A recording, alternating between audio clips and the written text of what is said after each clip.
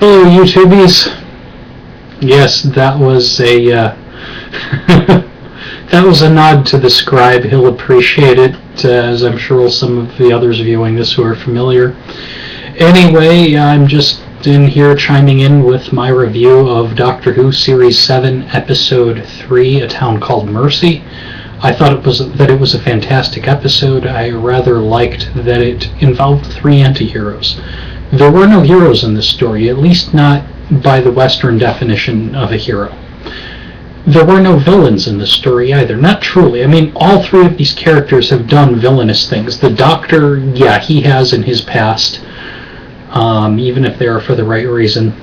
The other alien Doctor, I forget his name, but not the Doctor, he definitely has a villainous past. And the Cyborg, well, I can't really say that he has a villainous past. We don't know much about him, and I'm sorry, I don't count fighting in a war as necessarily being a villainous past. Granted, I'm also not trying to say that wars are a good thing, but let's not wax political here. Anyway, from what I see of it, this episode really focused on three very interesting anti-heroes, and it was a story about the redemption of two of them. One of them was obviously this Joseph Mengele-esque guy who was trying to turn away from the horrible things that he had done as a war criminal doctor performing heinous experiments on people. And the other was the Cyborg himself, who believed himself nothing more than an engine of destruction, and came to realize that he could provide peace to these people even if he could never have it himself were he to go back home. And in that I have probably spoiled the episode for people that have not seen it, and well, sorry, but that's what you get for watching one of these before you watch an episode.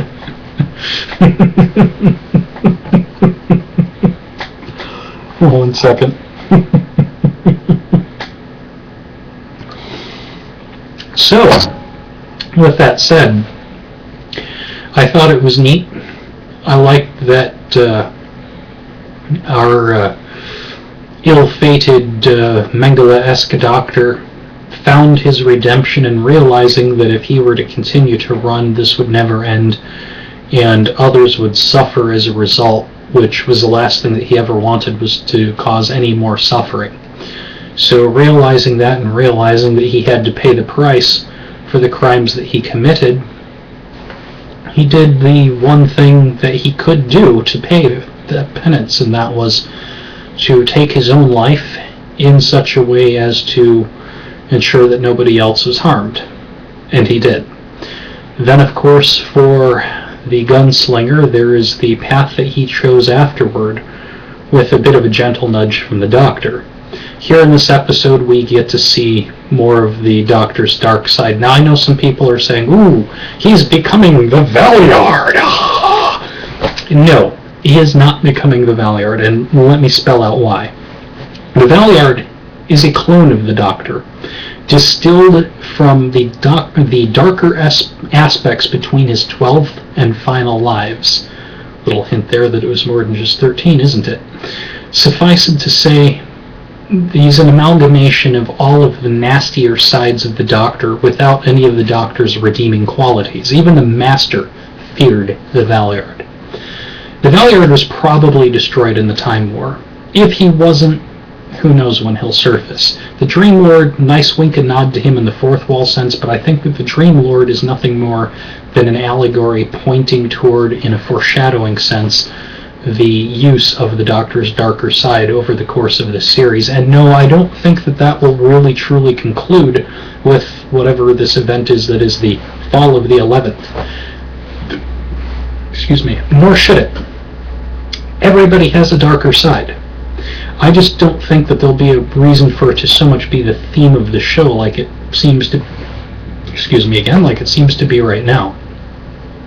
As the show goes on, though, we are definitely going to see some of the finer qualities of the Doctor challenged, really just by the weight of all of his experiences. Here is somebody that had to wipe out all of his own people in order to save countless, I mean, you can't even put a number on the lives that he saved by whacking the Time Lords. He had to do it.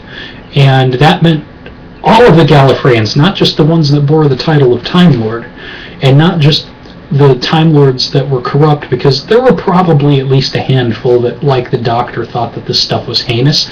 Look at the two who were like this, one of them being his mother. He had to do it. He was right to do it. But what does that do to somebody? I mean, if it doesn't do something to somebody, then they're a sociopath.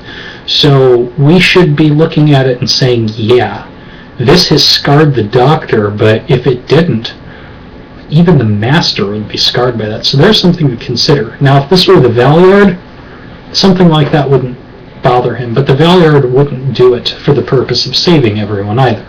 The Valeyard might do it to bump off the competition, become the sole Lord of Time, and basically have whatever he wants as his will to be done on Earth and throughout the whole rest of the universe. So there's definitely a stark contrast between the darkness that we're seeing in the Doctor and that of the Valeyard.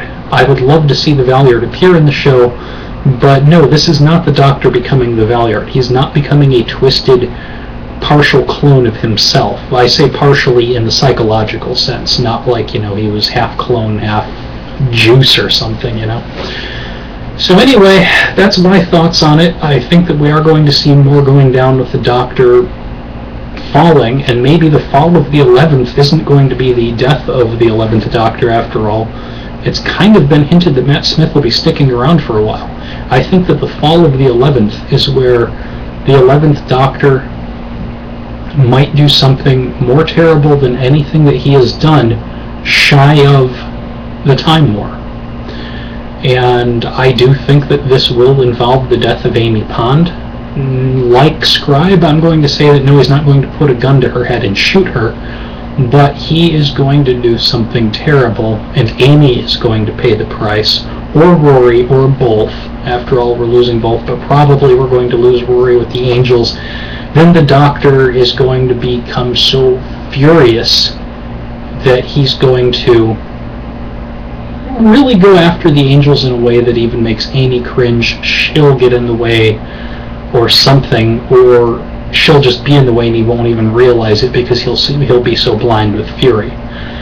That said, this is making me think that that I'm a little bit wrong here, even as I'm thinking this through while I'm talking to this video, while I'm making this video.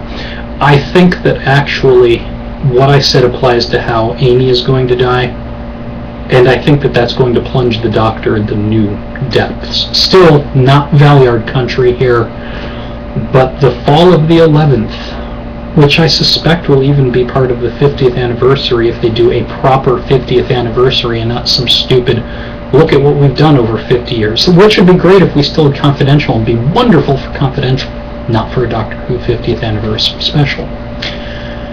So we'll have to see what happens. I think that the Doctor is going to be the death of Amy, and I think that the fall of the 11th is going to be us seeing the Doctor sinking to a whole new low, like nothing we would ever expect outside of the Time War. So anyway, I would love to get everyone's opinions, and like I've said before in my videos, I don't care if you agree with me, disagree with me, or what. I just want to know what you think. So go ahead and reply, and I will do my best to keep up with and respond to all responses. Thanks for watching my video, and with regard to this rumor of a Doctor Who Mafia, really? Now, I looked on Facebook, I saw a page. The page doesn't prove that there's a Doctor Who Mafia. Capiche?